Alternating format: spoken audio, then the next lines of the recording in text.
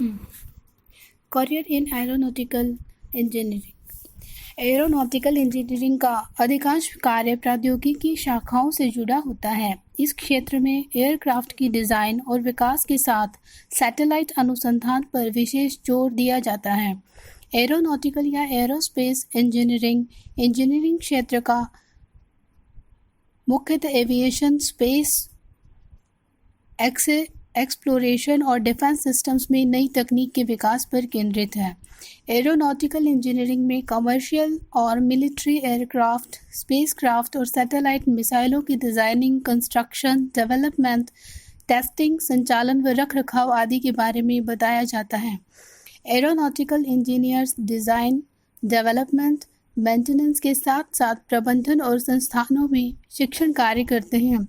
Airlines, हवाई जहाज निर्माण कारखानों, एयर टरबाइन प्रोडक्शन प्लांट्स या एविएशन इंडस्ट्री के डेवलपमेंट विभागों में इनके लिए करियर निर्माण के अच्छे मौके हैं। एरोनॉटिकल इंजीनियरिंग के छात्रों के लिए वायु सेवाओं के मेंटेनेंस डिपार्टमेंट में रोजगार की अनेक संभावनाएं हैं। इसके लिए शैक्षणिक योग्यता क्या चाहिए? एरोनॉटिकल इंजीनियरिंग बनने के लिए बीई अथवा बीटेक की ग्रेजुएट डिग्री अथवा कम से कम एरोनॉटिक्स में डिप्लोमा, बीई और बीटेक के लिए सामान्य योग्यता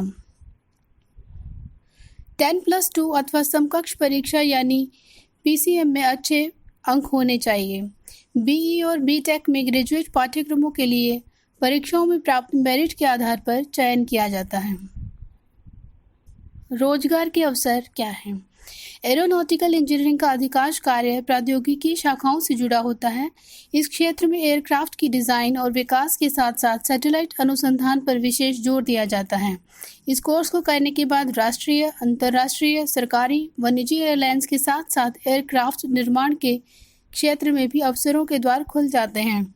Indian helicopter corporation of India, flying clubs, निजी और सरकारी एयरलाइंस, हिंदुस्तान एरोनॉटिक्स लिमिटेड की Bengaluru, Nashik, Koraput, defence research and development laboratories, national aeronautical lab, civil aviation विभाग के साथ साथ रक्षा सेवाओं व ISRO, Indian space research organisation में आकर्षक मौके उपलब्ध हैं।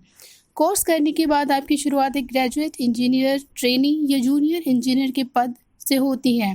किसी कंपनी से जुड़ते समय सबसे पहले शैक्षणिक पृष्ठभूमि और एप्टीट्यूड टेस्ट के आधार पर एयरक्राफ्ट मेंटेनेंस, ओवरहॉल या सपोर्ट सेक्शन में प्रशिक्षण दिया जाता है। प्रशिक्षण के बाद अभ्यर्थी असिस्टेंट एयरक्राफ्ट इंजीनियर या असिस्टेंट टेक्निकल ऑफिसर बन जाते हैं।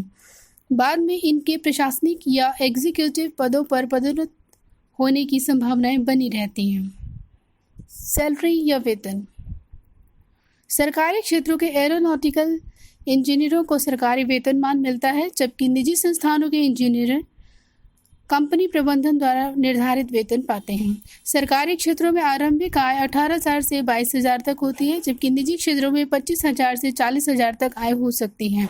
इसके अलावा एयरलाइंस के इंजीनियरों को मुफ्त हवाई यात्रा के साथ आवास, चिकित्सा जैसी ढेरों सुविधाएं मिलती हैं। कैरियर संबंधी जानकारी के लिए हमारे YouTube चैनल को लाइक करिए और सब्सक्राइब करिए। धन्यवाद।